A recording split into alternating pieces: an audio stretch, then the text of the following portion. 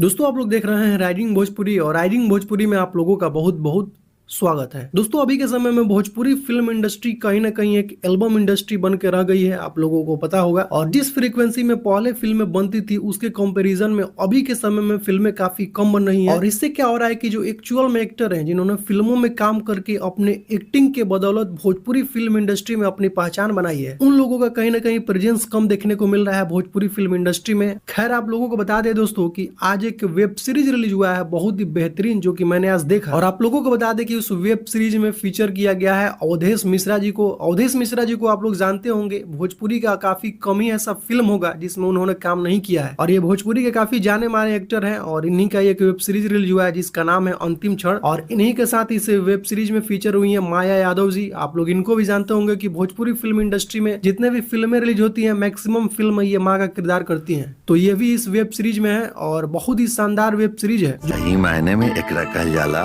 Happy family. लेकिन